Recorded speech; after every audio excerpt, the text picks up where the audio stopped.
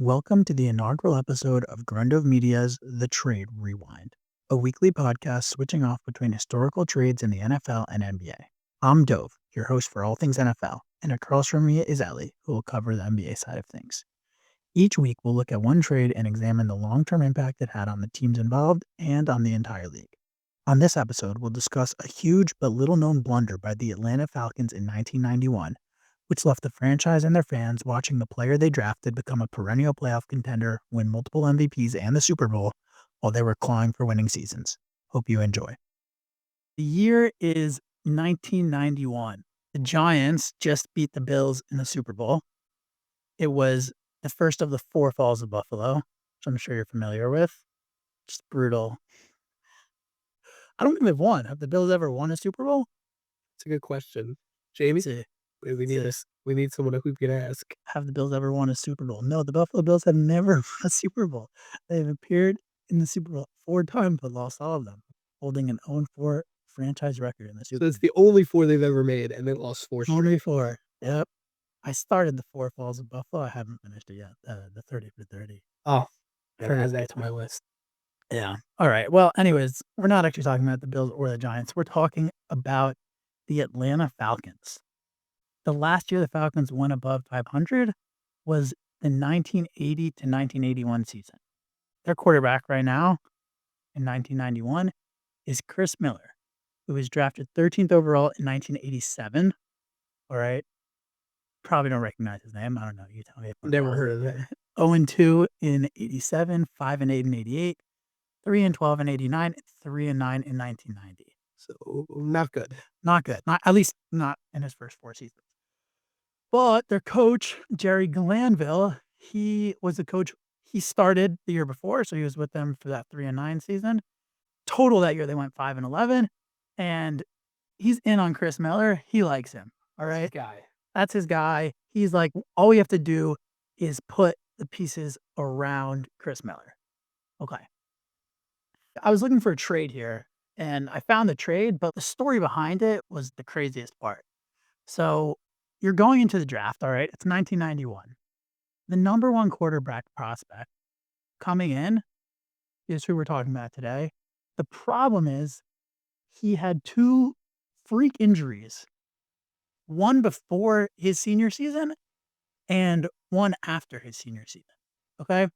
Before his senior season, he got into a car accident and had 30 inches of intestines removed. And the injury after was in the East-West Shrine Bowl game after his senior season. He had the same injury that ended Bo Jackson's career. Wow. All right. He's the number one prospect. Needless to say, This was the good old days. Now you get guys who halfway through the season leave to prepare for the draft. This guy get injured in the East-West game. yeah, like leaving it all out there, these guys, right? Like he wasn't sitting out. There's no like, there's COVID in his time. You know he's playing. There's no sit out the year, get drafted 3rd overall. None of that. So, needless to say, there are teams that have no interest in drafting him. All right. The Falcons doctor told the GM that he's not going to last more than 5 or 6 years. But, you know, there's a whole game, I think, between the GMs and the doctors, right? The doctors, they also have to keep their jobs. So, you know, the GM's like, all right, he's probably lowballing me. 5 to 6 years, maybe it's more like 9 to 10, whatever it is. If it's only 3 to 4, he doesn't want to look bad. If it's 9 to 10, then it's like, all right, is anyone really going to be upset with him for it? Whatever. So the problem, though, GM likes this quarterback prospect. Glanville, the head coach, he's like, all we need to do is surround him with weapons. So he doesn't want to draft QB. He likes his QB. Correct. All right. So here's his quote about this quarterback.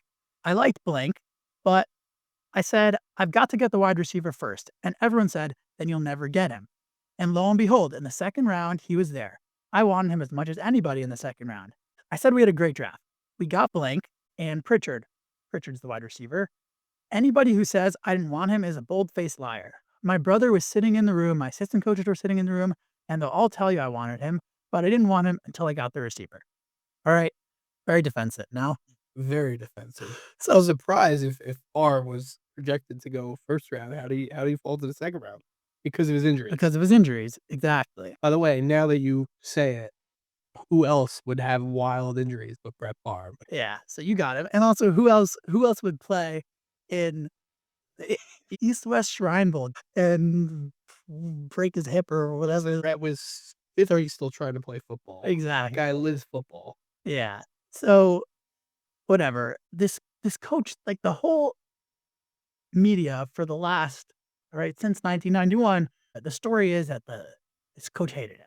All right, and they're basically ESPN ran an article when Favre made it into the Hall of Fame, and they were just like, okay, we're gonna just interview everyone, but like, however many years after the fact, we're gonna go through and get everyone's takes on it. So he's coming at this from hindsight. At the time and today, everyone says this guy completely hated him.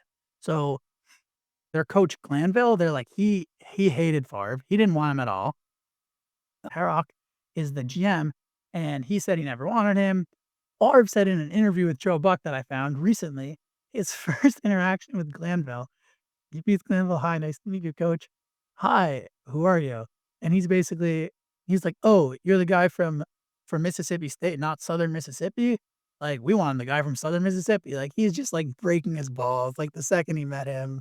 Favre felt from the beginning he didn't like him, whatever. Ultimately, Favre was drafted in the second round, 33rd overall. All right, so he squeaks into the second round. This is gonna hurt you a lot, but 34th pick was the Jets, and a GM who we're gonna get to a little bit later, who loved Favre, was completely in love with him. But you'll understand how the story turns a little bit.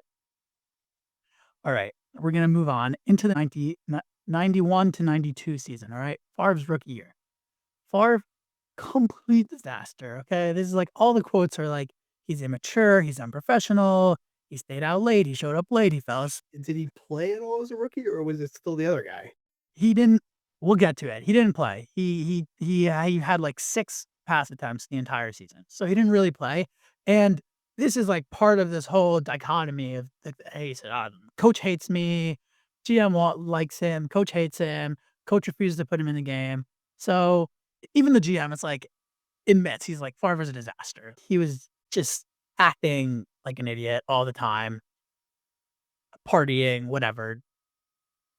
So this is the quote from the GM.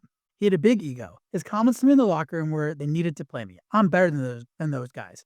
We had a Pro Bowl quarterback, that's Chris Miller, who from this season Played in well. Favre's rookie season played well. I think they went 12-4 or something, make the playoffs. I think he makes the Pro Bowl. I'm better than those guys. We had a Pro Bowl quarterback, and I could see why he was still sitting, but he felt he was better than them. Why he was doing what he was doing, I have no idea. I think if you ask him, he probably couldn't answer it either. So Favre's acting out. GM likes him. He doesn't know what to do with him. Glanville, and these are quotes from the time, so I'm sure Glanville would deny them today, but allegedly, um, well, I guess this is factual. Glanville thought so little of Favre that he wouldn't even make him his backup, and he made Harrock, the GM, had to trade for Billy Joe Tolliver to be the backup quarterback. And whatever, he thought that, oh, you make the trade, but he would still be the number 2, but no, Tolliver was the top backup. Favre out of the picture, wasn't really gonna play. At one practice, and I'm sure Glenville would say this isn't true, but back then there were articles saying that he said it would take a plane crash for him to play Favre. So, That's good stuff. I don't know. Everything is pointing to this coach hating him. Listen, now that we know Favre and we know his post-football career, it's not like he's the best guy. Yeah, Doesn't have a history of being a great guy. So this doesn't shock me that he was acting out. right, yeah. So, whatever it is, I mean, also, if you look at it also, 2020, what, the coach is gonna say, like, "Oh, I hated Favre, I never wanted to play him, it was my idea to trade him?" No, the guy went on to, It is interesting to hear like how the media was treated back then, where he would say stuff like it would take a plane crash. They would never say that now. Now it's like very cuffed up. They would say, we're gonna stick with the program, and we're gonna like they're not gonna give you any quotes like that. Yeah, I mean, I don't know if that was, like, an actual quote to the media or if just someone Or caught it and wrote it on us, it could've been caught on a hot mic, whatever it was. I'm sure he has enough plausible deniability to say he never said it. right. I don't know, that's probably one article we're talking about here. Whatever. So this is what Glanville had to say about his feelings towards Favre. He said, Glanville's the coach. Favre's a young guy in a big city, and I went to all the bars where he went, and I asked him to quit giving him drinks. I flew his mom and dad into my office. Does that sound like a guy who didn't like him? I paid to fly in his mom and dad to help me talk to him. They said nobody cared more about him than me. But was I ever happy with him there? He hadn't grown up yet, but we've all been there. Guess what? If I was that age, I'd probably be the same guy. So I don't know, do with that what you will. Yeah, I don't even really know what to say to that. He flew I guess that means he cared. He flew his parents in, but he didn't pay his own Oh, fucking legend. I have bills. no He idea. wasn't paying for the Falcons. He wasn't paying for that. Of course. But, also it could be maybe you want to say he was just a hard ass, like he didn't. This is 1991. Right. It's just his coaching Tougher. style. And also back then, I mean, people used to be drinking beer at halftime. I mean, you can't go get a couple of beers. What's wrong with getting a couple of beers? I mean, you know, I think the real issue is that he was never showing up to meetings. Like Right. he was coming But late. right. But what I think is this is generational cover up, right? It traded this guy and now it's like they gotta, backtrack and give reasons. So, oh, he was a party animal and we begged him to stop. Like basically, you don't want to be the guy who traded Brett Favre. Right. I don't know. Favre admits to this day, he was like, and he said when I got to the Packers, like he says he figured it out and he was more of a professional. But yeah, I don't know. I don't know. It's tough. Well, what do you say? Yeah, like you'd think this guy's career's over, but I'm sure he's got a big ego. So he could admit that, you made a mistake. I'm sure he made plenty of mistakes in his coaching days. I'm sure Yeah. the real ones have no problems admitting when they made a mistake. I'm sure if you go to like Nick Saban and you're like, "Oh, well, what happened when you recruit this guy?" He'll just be Right. like, "Yeah, I missed They it." also but that's what makes those guys great is they can admit their mistakes. Sometimes the ones who struggle is because they can't. That's why this guy got fired like 2 years later. Falcons are trash. All right. So basically, Favre finishes his rookie season, which we brushed on earlier, with 4 pass attempts, or not 6, 4 pass attempts. He had 0 completions and 2 interceptions. Oh, wow. So he's had a 50% interception rate on passes, It's not that great. 0% completion percentage. So not the best. And for context, Chris Miller, who I said made the Pro Bowl that season, finished the season with 3,000 yards and 26 touchdowns. Did have 18 interceptions, but 1991, that's a nice season to put together. Yeah. It's a very good season. Next season was 92, and he had 1,700 yards and 15 touchdowns through 8 games and 6 interceptions. And then he had a non-contact knee injury, and that was it for him. Career over. I never really heard from Chris Miller again. I think he was like maybe like had made some sort of comeback, but nothing. Never was. Was never good again. Yeah, that was it. So that also that hurts too, right? Like, would you still trade Favre? Maybe you would have, because who knows? All right, we're gonna move on. 1992 to 1993 season. All right, so this is Favre's second season in the league now. The whole Falcon staff is like, we can't allegedly. The whole Falcon staff is like, Favre's trash. You got to figure out something to do with him. Okay, We're done with him. we're done with him. Like, we don't know. Like, whatever. Chris Miller's playing well. He just made the Pro Bowl. He's coming off a Pro Bowl. What are we gonna do? Like, we're really not gonna like. You're gonna keep this guy. He's a rookie. Whatever. Chris Miller's he's 4 or 5 years older than Favre. If everything works, he's the franchise quarterback. He's gonna be with the team for the next 10 years. What are we doing with this guy? And now here comes Ron Wolf, the former Jets GM, sitting there with the 34th overall pick in the draft that Favre was drafted in, waiting to draft Favre, and the Falcons draft him 1 pick before. And now he has just been hired by the Packers. And this is his first, like, literally just been hired. I think he flew to New York. I think the story is that he flew from New York to Atlanta because he wanted to see Favre warm up. Missed Favre warming up, but was like, I don't care. I love this guy in the draft. I got to have him. Wow. And he just got hired for the job. So he was Jets to Atlanta and then met with the Packers.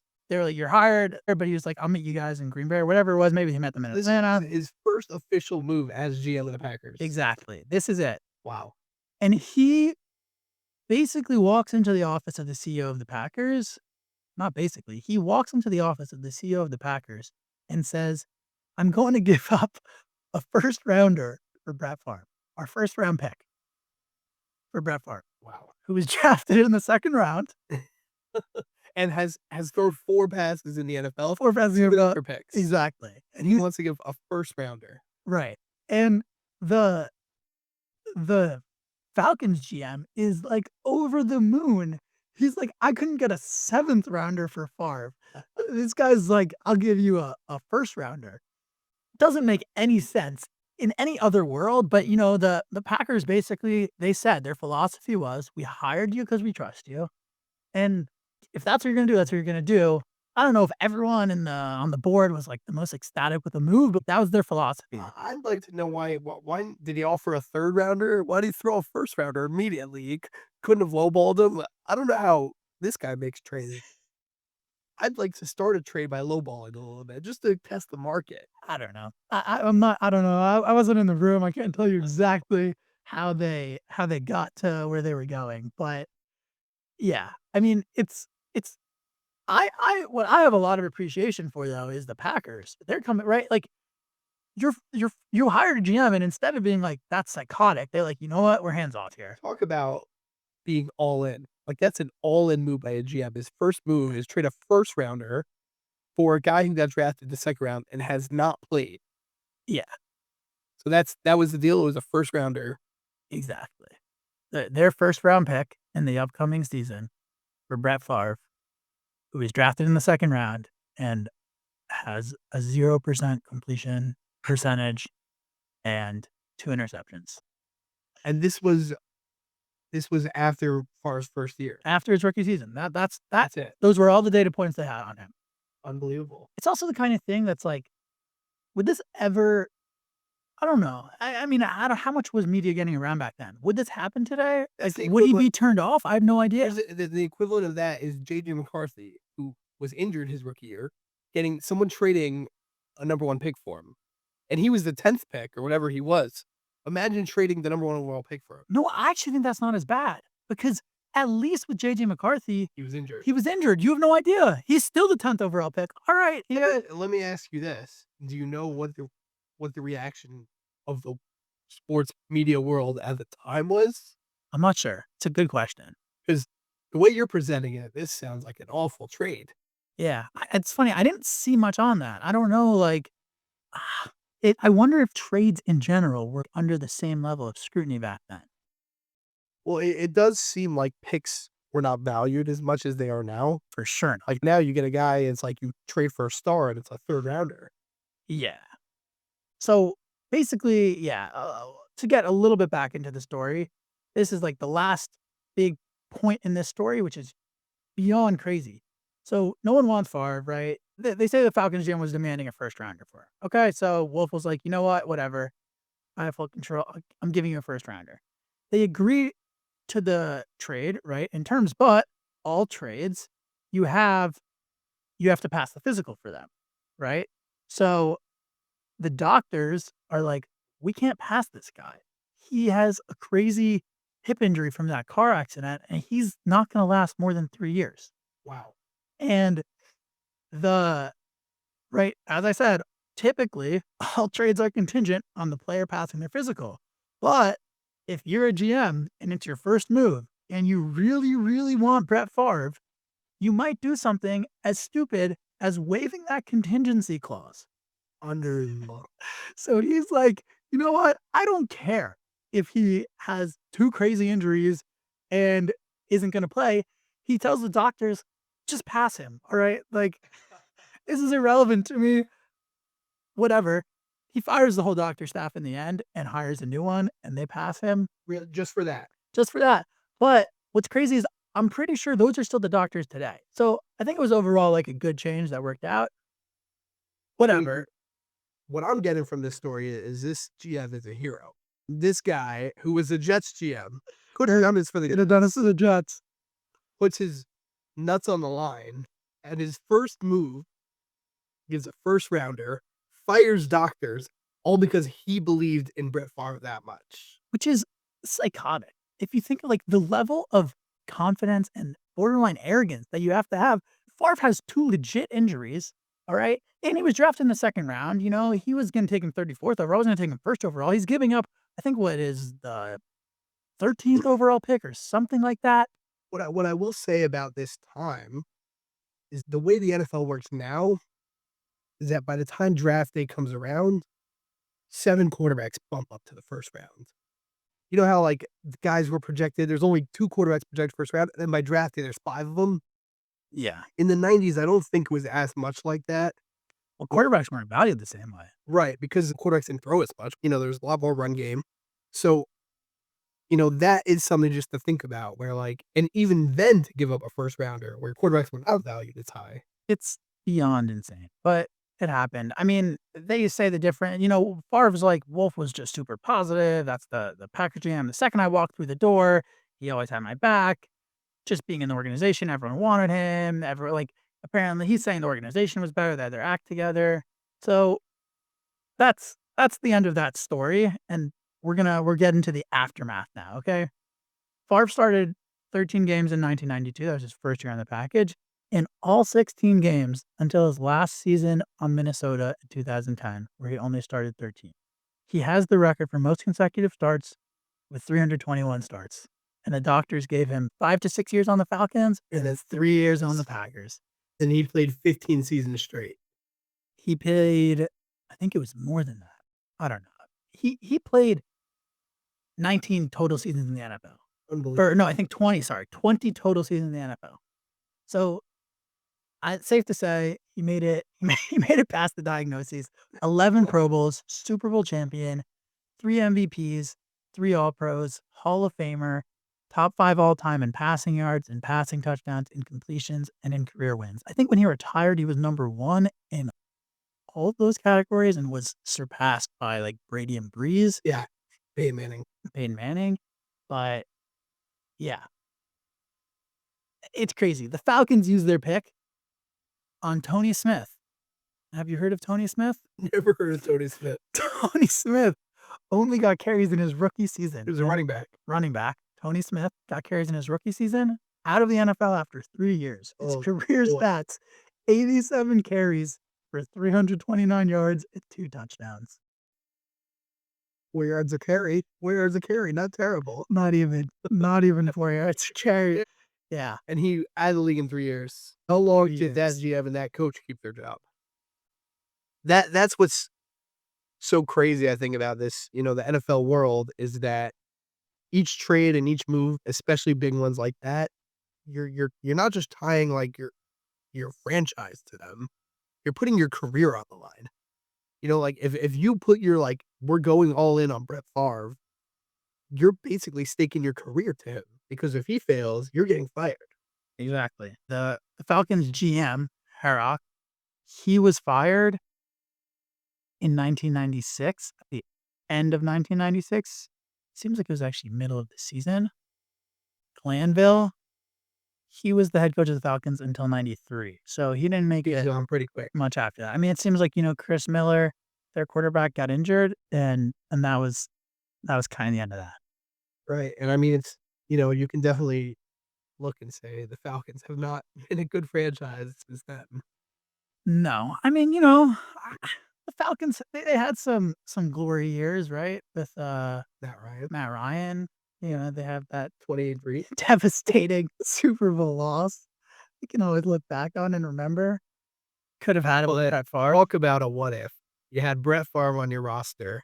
On your roster. And you didn't like that he partied a little bit.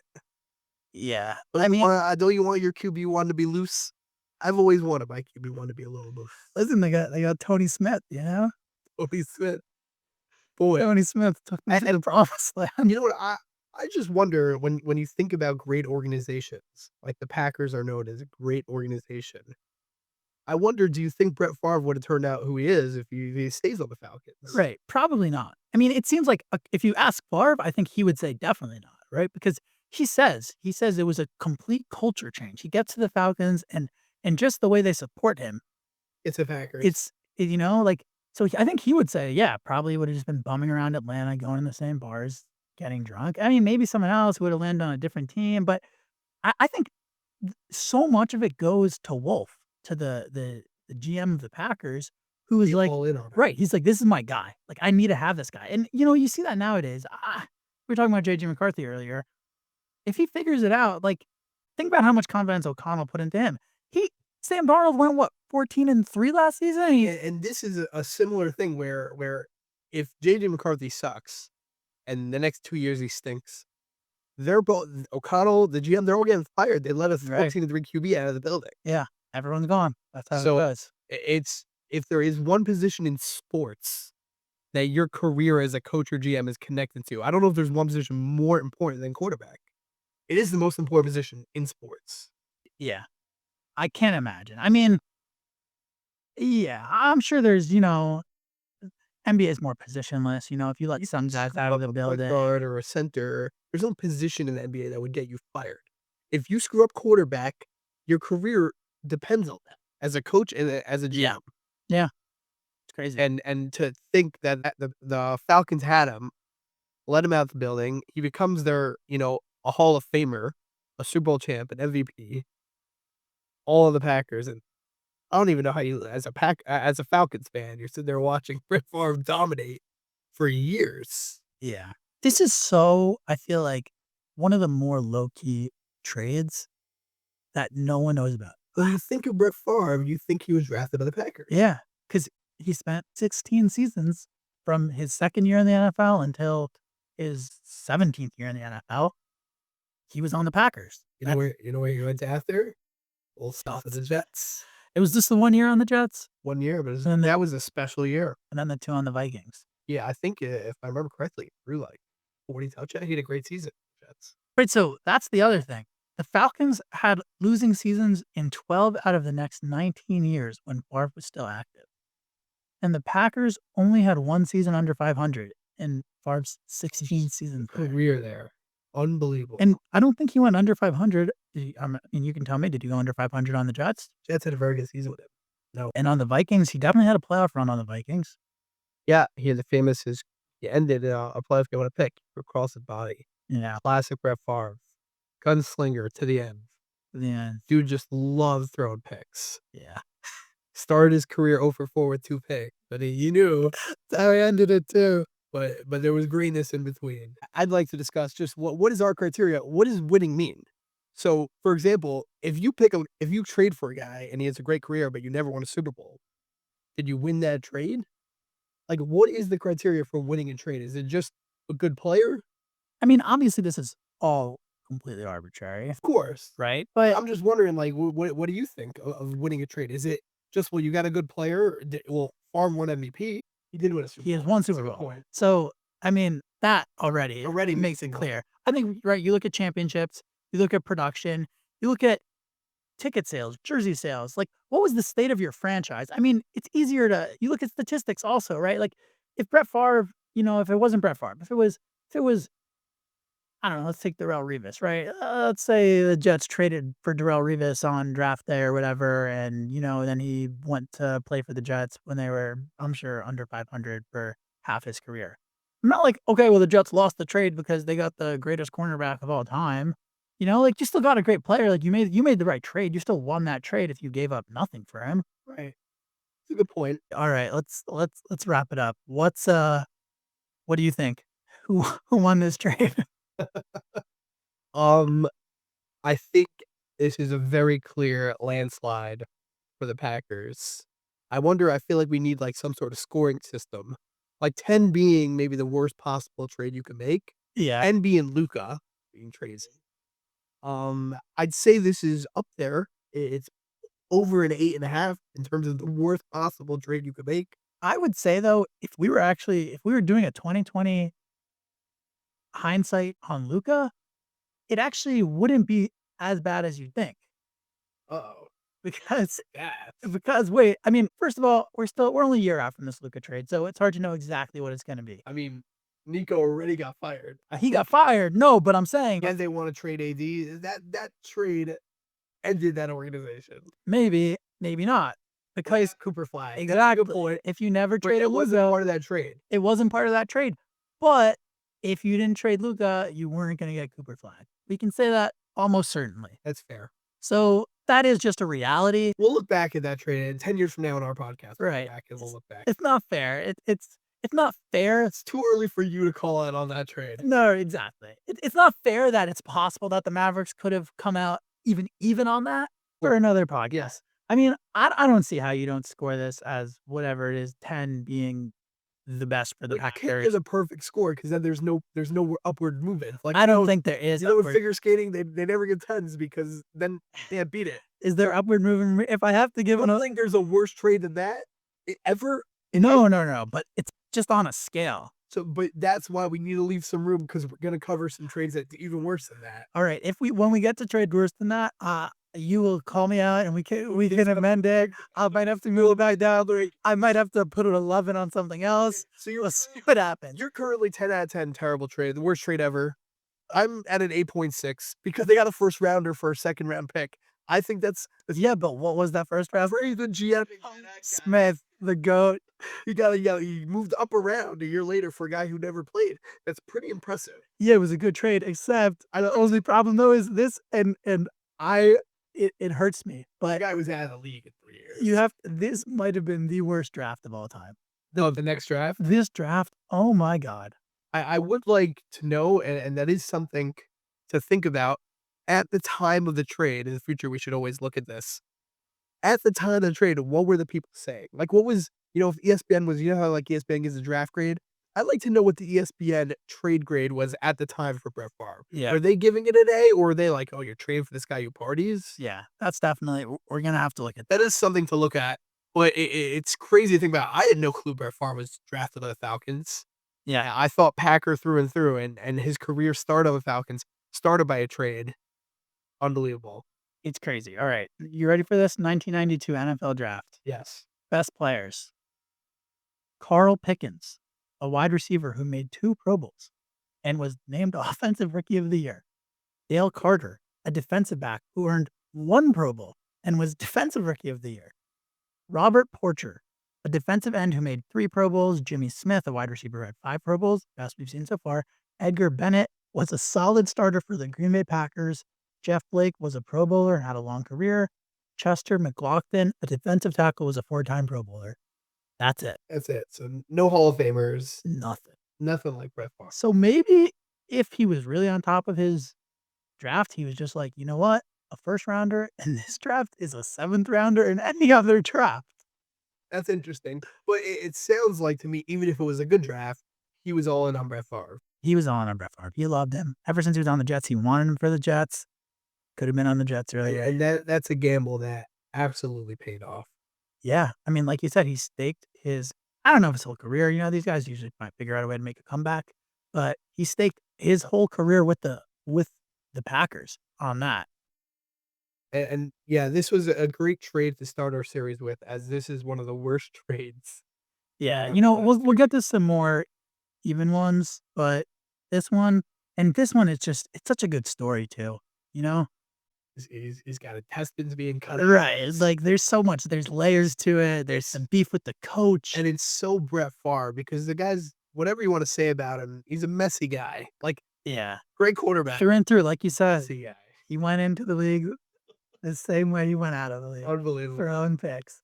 But you know what? The Super Bowl.